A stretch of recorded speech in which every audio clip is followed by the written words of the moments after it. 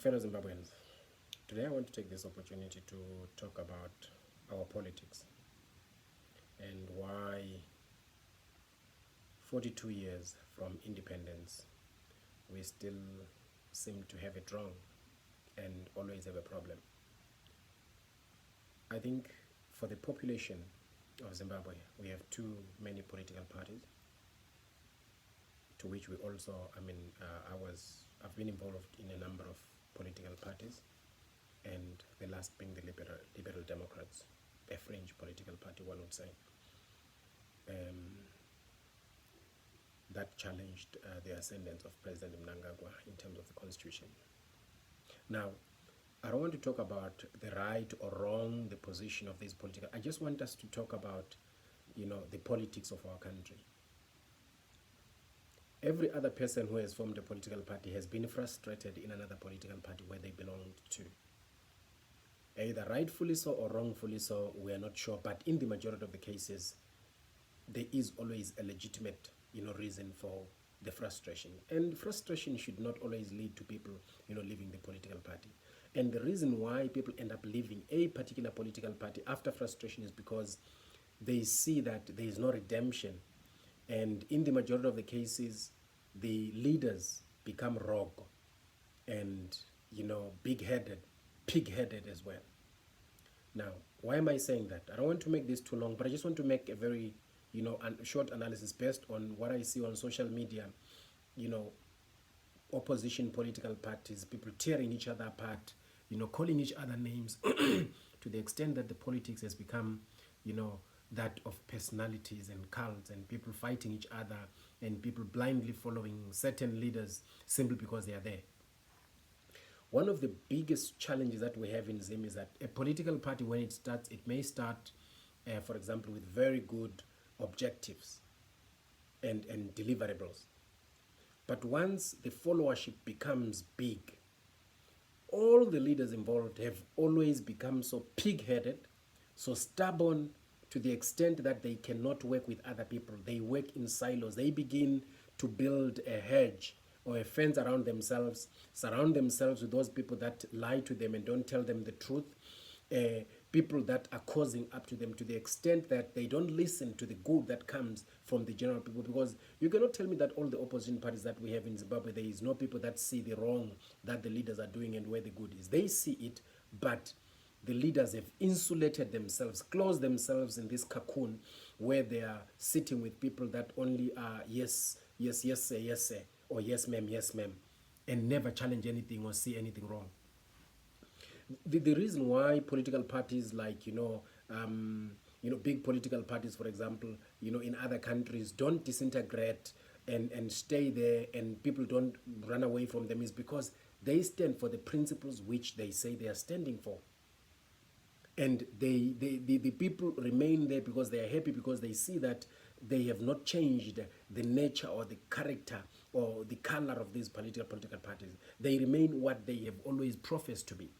But the reason why we've got such disintegration, particularly in the opposition, particularly in Zimbabwe, is that one of the biggest political parties that we had, maybe Zoom was at some stage, didn't go quite well. We're not going to be talking about ZAP. We just want to at the moment, but I want to talk about those that came after independence. Zoom did come up, but of course when Tekere, then decided to go back after the Gombai shooting, things probably didn't go so well. It didn't, last much longer because it was also centered, on individuals. Now, if you look at MDC, since 1999, it had very good founding principles, which were basically the constitution, along with the NCA that then came up. But things did not go so well, to the extent that in 2004-05, then there was a split, and the split was obviously based on the terms that, each leader was supposed to hold. And because, MT probably at that stage, felt that, look, there was no reason why you would have to change if he has not had an opportunity to become the president of the country. It should be a principle that every political party must have elections to change the leadership, and not a syndrome, which is Zimbabwe syndrome, where there is only one leader, in a political party. Unless that, leader decides that he lives or he dies, then the party remains with that particular leader. Leaders must be freely challenged. And people should not have the mentality of just rallying behind one person because they are the founding member of that particular political party. The issue is that there should be principles that are adhered to, and the principles should be, even if there are so many people believe that, political parties have got a huge followership simply because of the person, the charismatic person that is leading the political party. That is not true. It is because the political party is presenting itself as, a messiah, some kind of savior. The principles that it holds show that it can challenge successfully the incumbent political party in Zimbabwe, particularly ZANU-PF. And if the leaders are fair enough to allow other leaders to play freely, even if when they have, they go to contest, you will realize that the leaders will change and the parties will not disintegrate. We must stop this mentality of thinking that if you are a political leader, you are the only one who bears the solutions, for that particular political or for the country at all. In a country with about 15 million people, if you fancy yourself to be the most intelligent or indispensable person, then you are the most delusional person that has ever lived on earth. There are people that are quiet, there are people that are very far capable, and the whole idea and the whole issue is all about saying, can we have political parties that have deliverables, and if one leader fails, even one term, as an opponent, why doesn't that person get removed at the next Congress?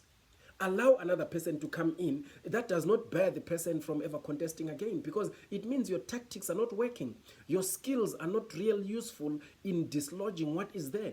Please, just pave the way and let someone else come and try their tricks, and maybe they are more smarter. Maybe they will have better tricks of removing, the robbery or the trickery that is played by incumbent party. But people want to hold on to something that has been losing. People of Zimbabwe are traumatized by the politics in Zimbabwe.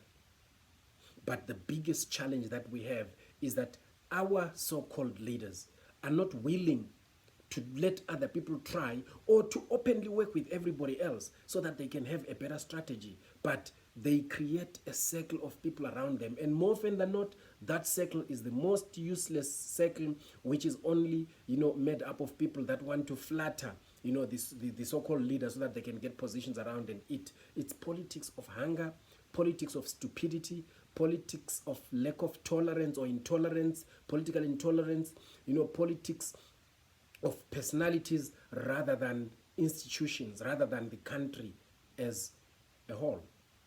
Now, I know this might not mean a lot, but it is my prayer that what we have seen happening in Zimbabwe may come to an end at some stage if we are going to see meaningful political change in this country, in Zimbabwe. What we need to see happening is we need to see people working together. We need to see people staying in political parties, because the political parties are worth staying there. Not people singing praises simply because, they like the person. Don't like the person, like the principles. Right now, if you ask the political parties that we have in Zimbabwe and say, okay, why do you follow, MDCT? Why do you follow MDC Alliance? Why do you follow ZAPU? Why do you follow Transform? Why do you follow the new kid in the block, that has been evolving and changing characters, the Triple C? Nobody can tell you. They will just tell you, Nero or Chamisa Chete Chete. But why Chamisa Chete Chete? Nothing. Why ZAPU? Nothing. Why Monzora? Nothing. It is all about trying to secure your position so you can feed yourself. It is never about the greater picture, and the greater picture being what? Being the country. It is never about the country. It is never about the principles of dislodging the corruption, the dictatorship that is in the country, because even these opposition parties, they are full of dictatorship. There are no principles. There is no constitutionalism. And if these principles of democracy like constitutionalism cannot be exercised and executed at party level, how then do you propose that this party is going to transform itself once it has got state power and become constitutional and become democratic, when it cannot be democratic, when it is out of, real power? Where is Zimbabwe going? Have you ever sat down and asked yourself if Zimbabwe indeed is going anywhere? And if it is not going anywhere, what is your role? What is my role in it? John F. Kennedy in 1960 says, don't ask what your country may do for you. Rather say, what am I going to do for my country?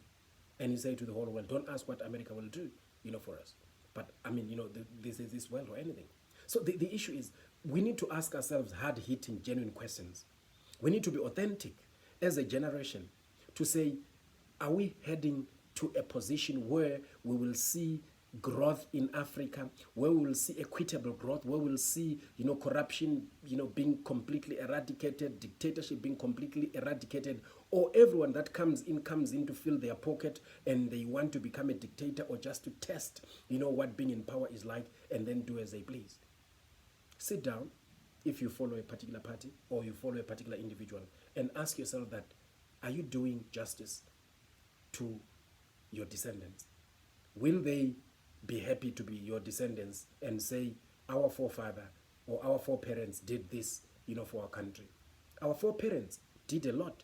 When they fought from the Umvukela Wars in 1893 to the Chimurengas, 1896 and going forward, they fought for what they believed in, and we are so grateful for what they've done. But can our descendants say the same about us? Let's not talk about other things. Let's just talk about our politics before we address anything, to say, what is our politics bringing to us?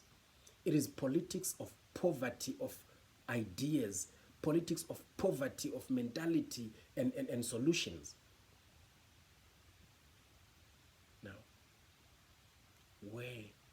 what role do you see yourself playing, and how are you being a good citizen? Are you doing what you should be doing? This is not about ZANU-PF, it's not about MDC, it's not about Triple C, it's not about Transform, it's not about UDM, it is about Zimbabwe. Do you think the role that you are playing is a role that makes Zimbabwe better? Don't start complaining when people criticize, your political party because it's not in power, and say, no, but why are you criticizing us? Why we're not in power, criticize? No. A political institution, a political party must be an institution that has got, it is about beyond reproach. That must show that its character is such that it is not easy, to be torn apart or to be criticized because it's doing well. And if it is criticized, you can see that it's constructive criticism, and it redevelops it rebuilds itself from the criticism, and it learns something out of it. What have our political parties been learning from their mistakes in the past, if any? Except, to continue on the trajectory that simply, attacks the person of the other politician without substance on issues that are petty and not on state-related issues, and makes vague promises. Do we think that we have got appropriate leaders at the helm of the country, at the helm of the political parties that we have? If we had, do you think we would still be sitting where we're sitting today? Maybe we need to ask ourselves that question, and ask ourselves genuinely. Thank you.